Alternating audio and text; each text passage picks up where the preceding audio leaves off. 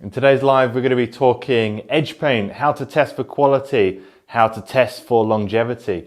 How do you stitch angles in thin or soft vegetable tanned leathers? How do you manage your workflow as a leather crafter?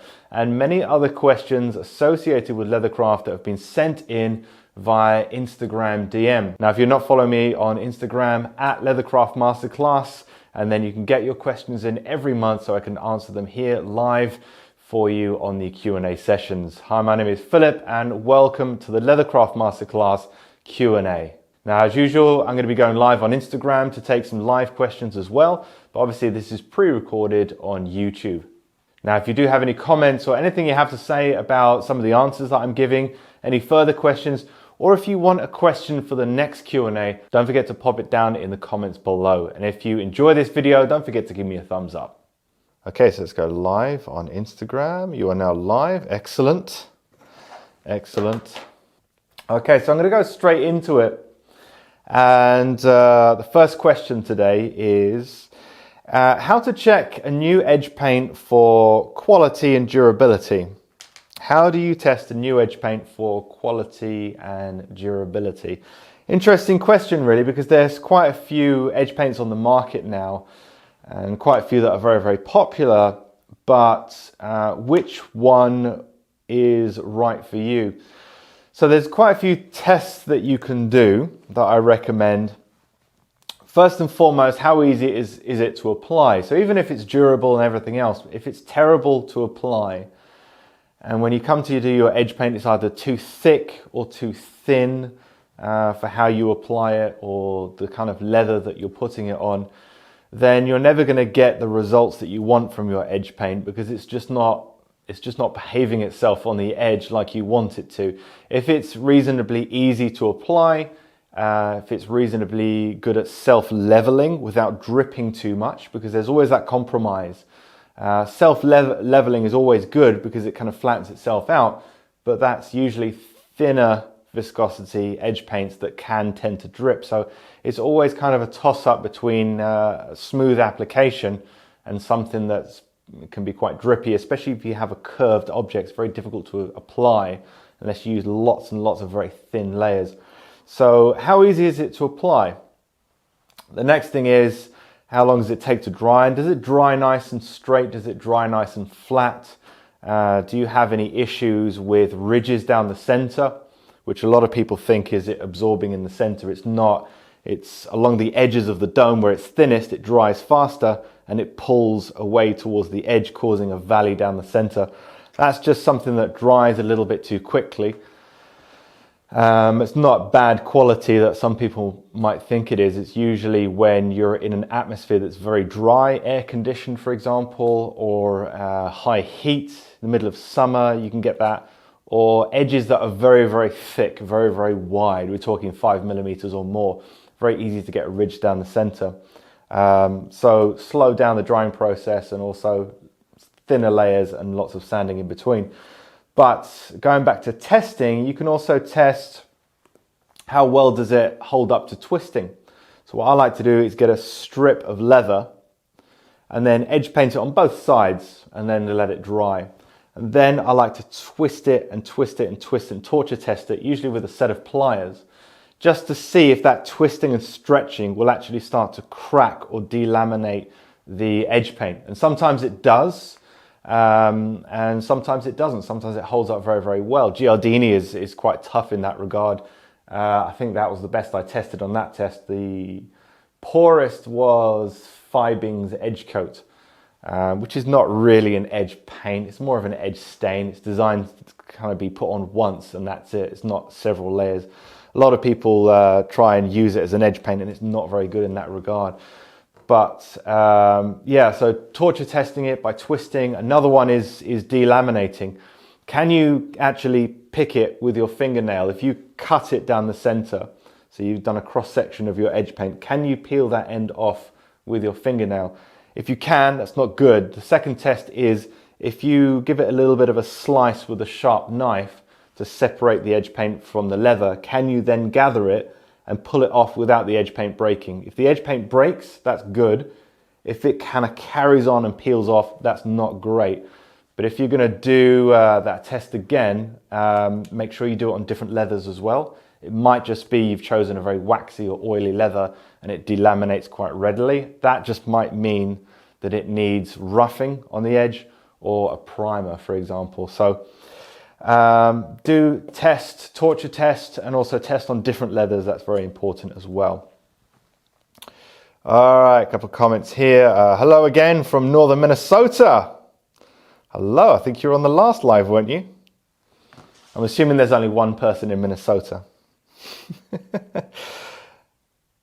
Anya Sushko, handbag, says, hey, I hope you're doing well. Good to see you around again, Anya, and congratulations on the little one. I don't think I've had a chance to say that. Good to see you. Cool. Okay, so that's edge paint. The next question. Any insights on how to keep a consistent workflow, motivation, and inspiration?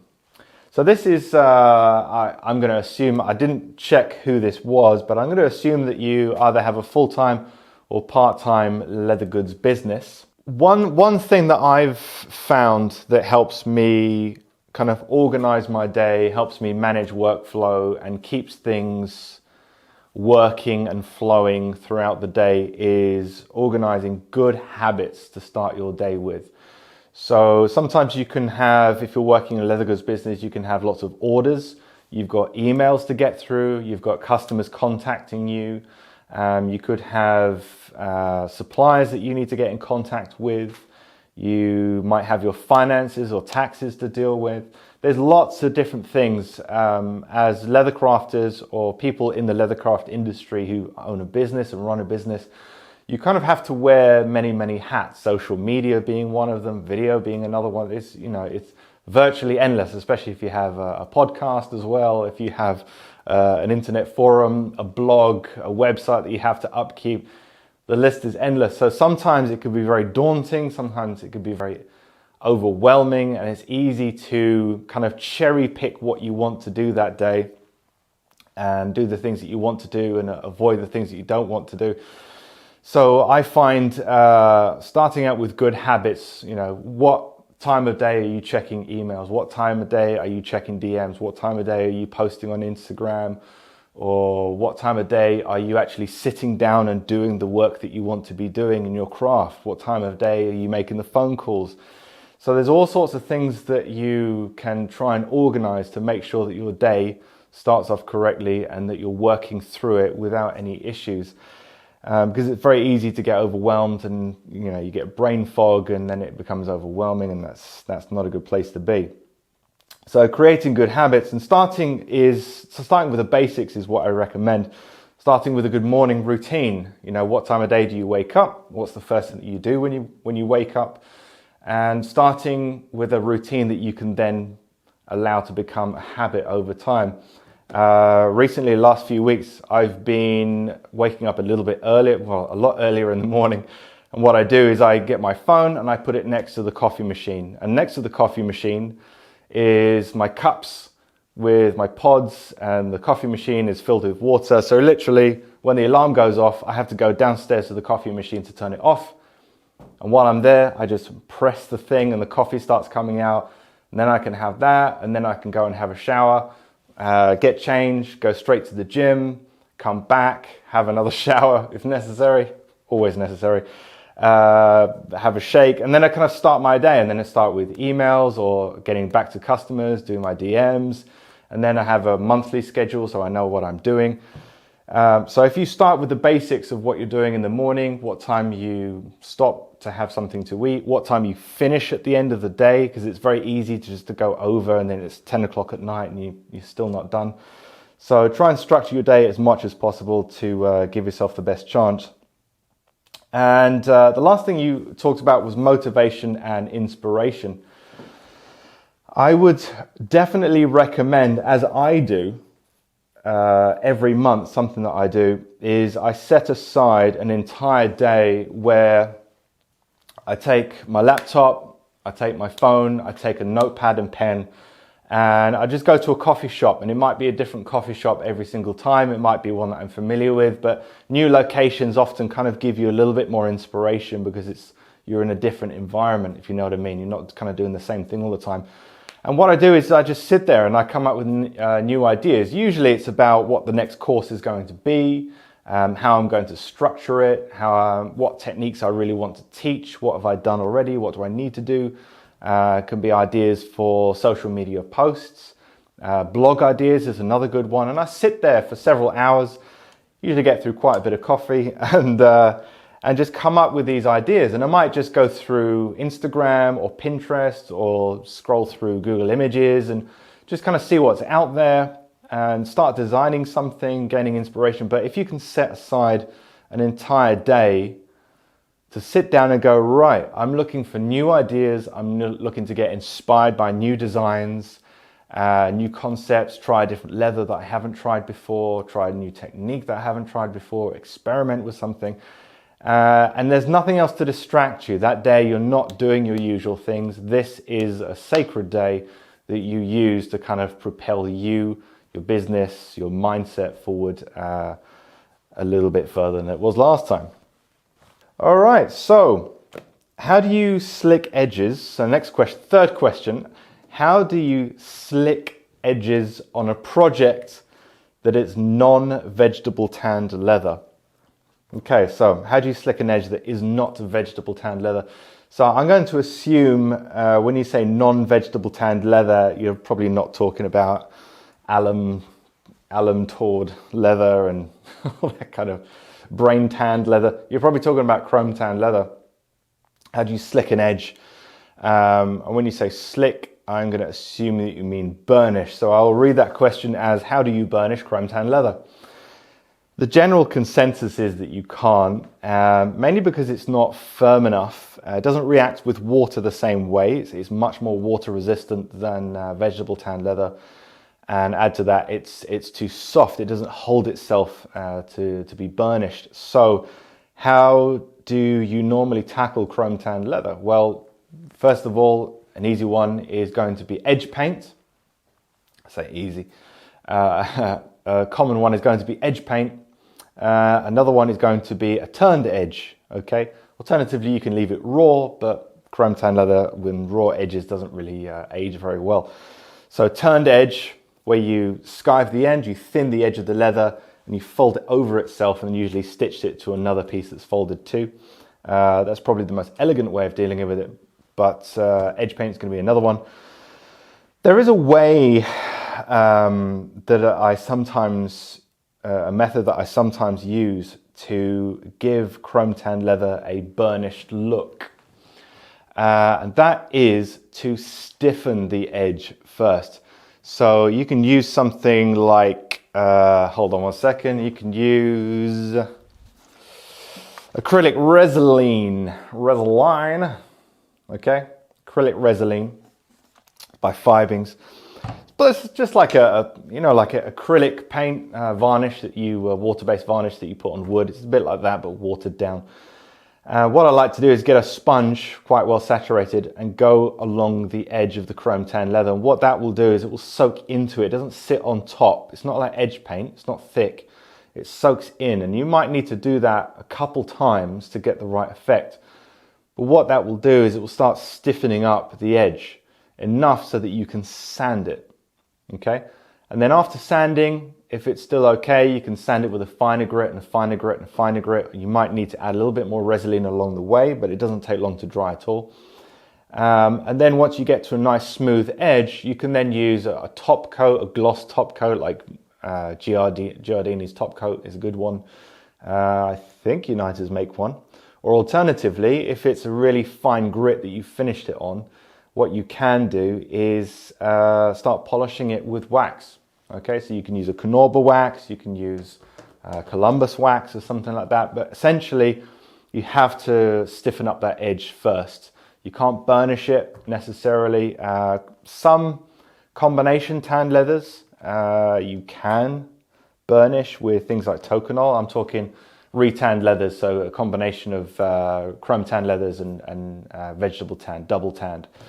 You can, so Latigo leather, things like that. It has a little bit of stiffness. It's not as water resistant as pure chrome, and with the right edge compound like Tokonol, you can give a reasonable burnish to it, but it's not going to be as good as pure veg. So that's one method that you can use, but a more elegant method is going to be a turned edge, or alternatively edge paint. Next question. Edge paint storage. Temperature, longevity, etc. So temperature, longevity, etc. I would always recommend, if you're in high production, maybe it's you or a team of people in your workshop or boutique, and you're getting through quite a few products, then buying edge paint in litre bottles can make sense.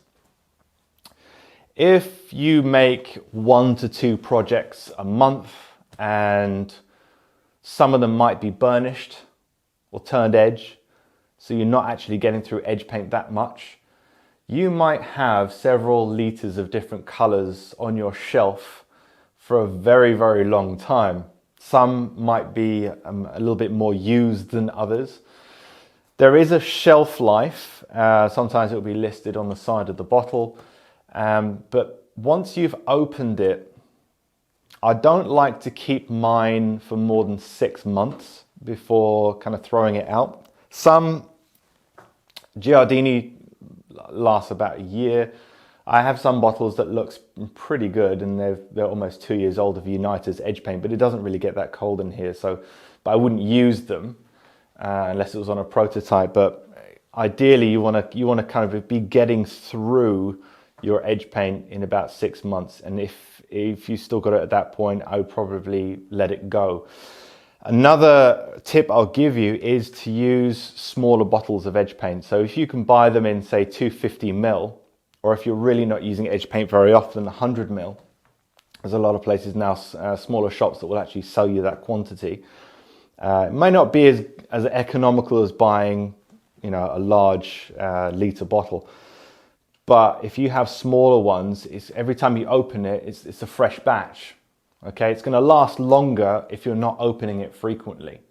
So you might have something that will last well over a year if you haven't opened it on your shelf. But if you're constantly opening it and dipping it in, and there's bacteria getting in, there's all sorts of, bacteria and fungus and yeasts in the atmosphere that are going to get inside and want to erode it.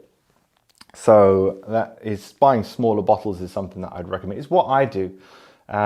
Before, when I produce leather goods for a business, and it's what I did for a living, I'd buy larger bottles. Now I buy 250ml bottles, and I just, it's only a small quantity. If I haven't used it for a while, I'll throw it away. So it's not a problem.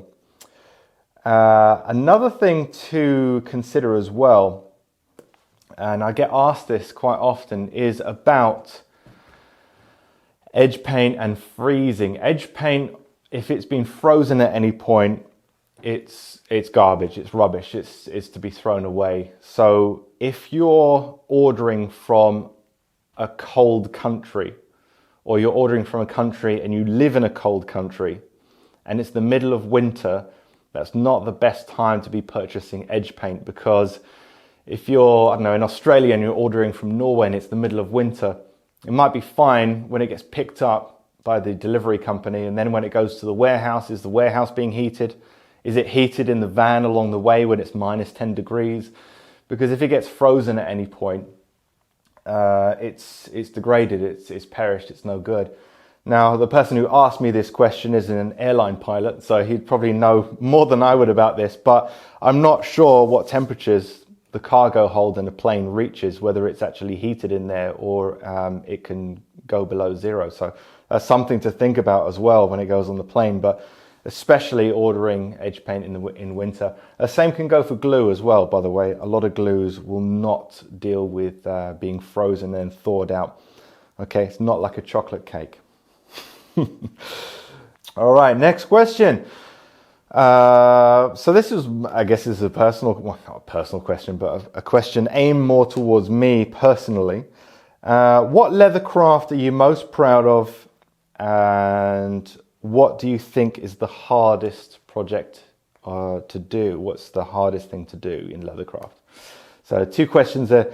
What work am I most proud of? I thought about this question earlier, and I have a bit of a bad trait. I'm not always that proud of myself very much. I constantly get reminded if I reach a milestone or do well in something to take a second to enjoy achieving something of note in business, personal, anything like that.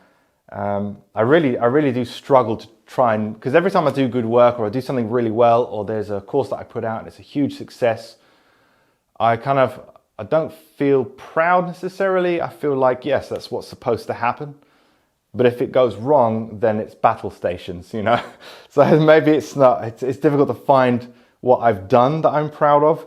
But one thing that is a surefire way to feel a sense of pride is when I see students who have created something from the courses, especially if it's the first.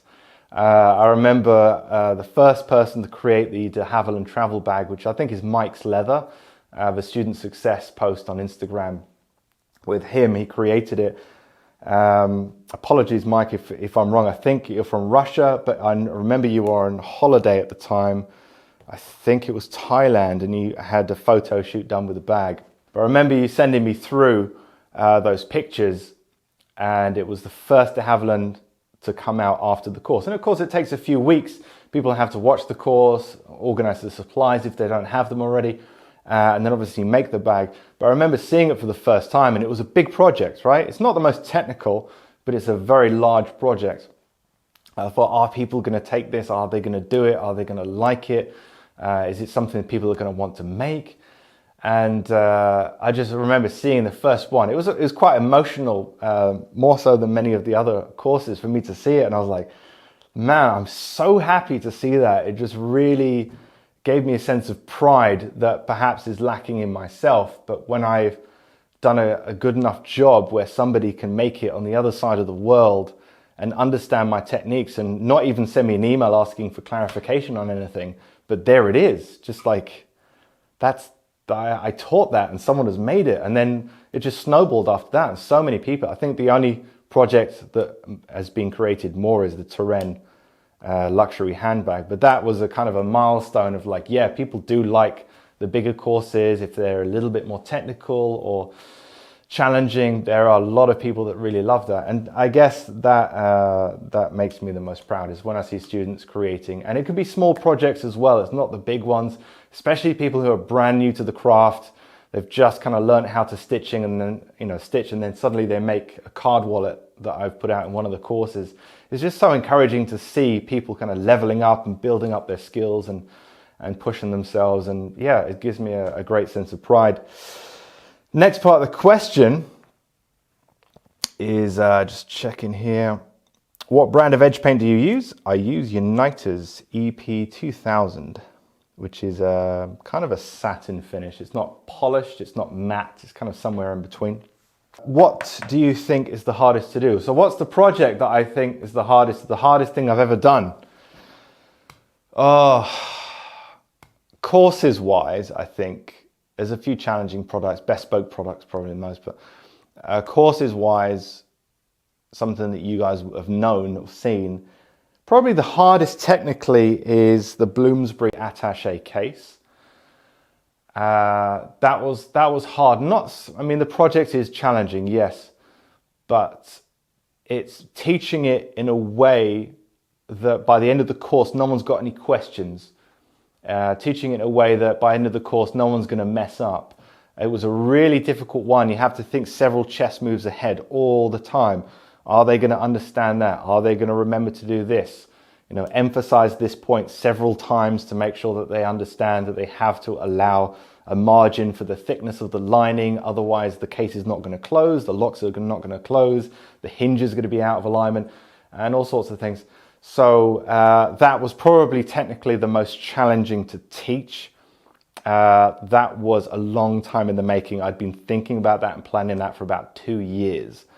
So to give people an idea of how long a course takes to create, it's not 1 month. The prep, there's several overlapped with the prep work that goes into teaching something like that. Or the Blackwell mini doctor's bag, that was another one that took a long time to prepare, months and months, and getting better at the moment, but that one was about 7 or 8 months to prep that course, to teach it in a way that people could do it. And 2 people have done that so far. I think that's probably the hardest one for students to do, because it involves creating your own metal frame around a form, and I provide patterns for the wooden former.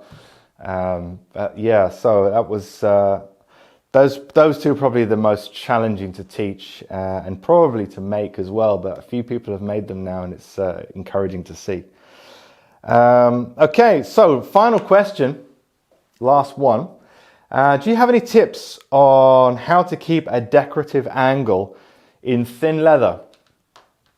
A good question. This has been the bane of many stitch artists over the years, of how to keep a decorative angle. So when the stitches are kind of zigzagged across, they come down at an angle like that. I'm sure you understand what I'm saying in hand stitching. It's oftentimes very difficult to achieve a very steep angle, which is indicative of hand stitching, so that you can see, yes, this was hand stitched versus something that was a machine stitch, which looks a lot straighter. So we always aim for those little high angles because it kind of shows that it's something that's been done by hand and something to be proud of. So how do you get that in thin leathers? So if you understand the principles behind stitching, of how stitching works in leather, is if you say you take a piece of thread, okay? You take a length of thread and you mash it up and put it on the table. It's all in a twisted mess. You grab one end of the thread, you grab the other end of the thread, and you pull it apart under tension. Okay, what's it going to do? As long as there's no knots, it's going to straighten out. It's going to form a straight line. The shortest distance between 2 points is a straight line. So naturally, when you're stitching in a project, the leather, the way it's angled, because our pricking irons and our awls are keeping an angle in the leather, the hole that we're making is diagonal. The leather is telling it to go at an angle. So if you're pulling really, really tight, the thread is saying, the more tension you give to me, the straighter I want to be. The shortest distance between 2 points is a straight line. So on thick leather and firm leather, like vegetable tanned leather, say for example, a bridle leather belt, 4 millimeters thick, turnover maybe 2.5 millimeters thick, and you're stitching that in, you've got 6.5 millimeters of firm vegetable tanned leather. That leather is the boss at that point, okay? The thread is not going to dictate where it lies. It is going to do as it's told, and it stay at nice angles. But if you go through thin leather, maybe 2.5 millimeter pieces of goat skin put together, and you're trying to stitch that, it's very soft and very thin, and it's not going to dictate to the thread where to sit. The thread is going to want to straighten out, and that's what this individual is trying to avoid. So how can we get around that? Well, you can either choose a firmer leather or a thicker leather, and if that's not an option for you, you can reduce the SPI. Okay, so the easiest thing to do is reduce the stitches per inch. So if you're noticing on a certain thickness and a certain firmness that you're losing that angle and the stitches are going straight, reduce the stitches per inch. So that might mean if 3.38 millimeter iron, 7 SPI, is not working for you, reduce it down to 3 millimeter stitch spacing or 9 SPI and see how that works. And if it's still not getting the results, reduce it down a little bit more. Another thing that you can do is reduce the amount of tension that you're giving it as well. Okay? Remember, especially on a smaller stitch spacing, you don't need as much tension or as thick a thread as if you're having a larger stitch spacing, higher SPI. So that's something else to think about as well. Now, if you're laminating 2 pieces of leather together, what can you put in between if it's not necessarily going to thicken it out too much, what can you put in between that's going to stiffen it, okay, to allow it to dictate what the thread should be doing? You can add very thin reinforcement, so that could be a thin bonded leather, 0.25 millimeters, a very thin piece of vegetable tan leather, or a simple way of a simple way of stiffening two pieces of leather glued together is to use PVA glue instead of, say, contact adhesive, which doesn't add much stiffness at all. PVA soaks into the leather and hardens and gives a very mild fiberglass effect, if you know what I mean. So when you use PVA, you generally end up with something that's stiffer compared to something that you would use, say, solvent-based contact adhesive, or especially water-based contact adhesive, solvent-free. So that's something else to be aware of. I appreciate your video explaining how to hand sew canvas. You're welcome. To be completely truthful, I can't remember doing that. Maybe I have at some point. I've made a lot of videos. I was like, have I? I must have at some point. Maybe it was stitching canvas to leather. Damn. Okay, too many videos, eh? Okay, so I hope that has answered some of the questions, guys. Now, don't forget right now, and I'm not going to be doing it for that much longer, okay? I'm going to be coming out with a different offer, but right now there is a guide on leathercraftmasterclass.com, which is a 20-page article on how to choose tools. There's also a leather guide on how to choose the right leather for you and your work. So don't forget to go there, leathercraftmasterclass.com, which will be linked below for you guys on YouTube, and get your free guides. I'm going to be changing that up soon, so not sure what I'm going to do with the guides at the moment, but who knows? So make sure you get yours. So thank you for joining me, and if you enjoyed this video, don't forget to give me a thumbs up below to let me know. If you have any questions again about anything that I've talked about, or if you have some questions that you want for the next Q&A, don't forget to put them below in the comments section. And of course, join me on Instagram at Leathercraft Masterclass, where you can put your questions in on the stories when I start asking for monthly questions, and that way you can double your chances of getting your questions answered. But thank you for joining me, and I will see you in the next Q&A. Cheers, guys.